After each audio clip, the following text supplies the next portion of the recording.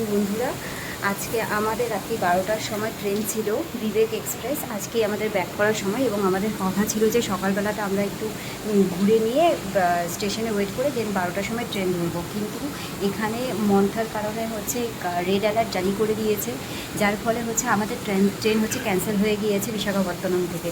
আমাদেরকে এখন হচ্ছে ইমিডিয়েট গাড়ি বুক করে, তাও বেশি টাকা দিয়ে আমাদের চলে যেতে হচ্ছে বিজয়ওয়াড়াতে। ওখান থেকে ট্রেনের রুট চেঞ্জ করে দেওয়া হয়েছে, সেখান থেকে খড়গপুর থেকে ঘুরিয়ে দেওয়া হয়েছে গাড়ি। এখন আমরা বাধ্যতামূলক হচ্ছে ক্যাব ইমার্জেন্সি বুক করে বিজয়ওয়াড়াতে চলে যাচ্ছি। আর এখানকার যে সিচুয়েশন, তা তো মানে তোমাদেরকে আমি দেখিয়ে দিয়েছি কি অবস্থা চলছে। আমি তোমাদের আরেকটু দেখাই যে মন্থায় আমরা কিভাবে এখানে ফেসে গিয়েছি।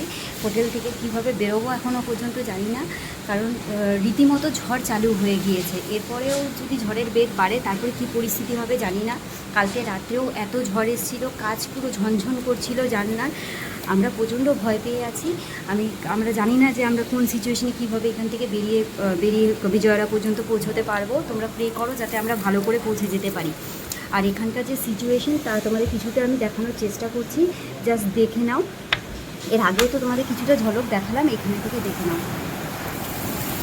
এইগুলো কারেন্ট সিচুয়েশন, পুরো ছিটে ছিটে বৃষ্টি আছে, সমুদ্র পুরো উত্তাল, মানে খুব খারাপ সিচুয়েশনে আছি আমরা। প্লিজ প্রে করো যাতে আমরা ভালো মতো বাড়িতে পৌঁছে। Please pray for us. Thank you. আজকে আমি ব্লগ এখানেই শেষ করছি। এরপরে আমার আর ব্লগ করা সম্ভব হবে না, কারণ আমাদের সিচুয়েশন ভীষণ খারাপ পর্যায়ে যাচ্ছে সময়ের সাথে সাথে। তো ঠিক আছে, চলো, টাটা।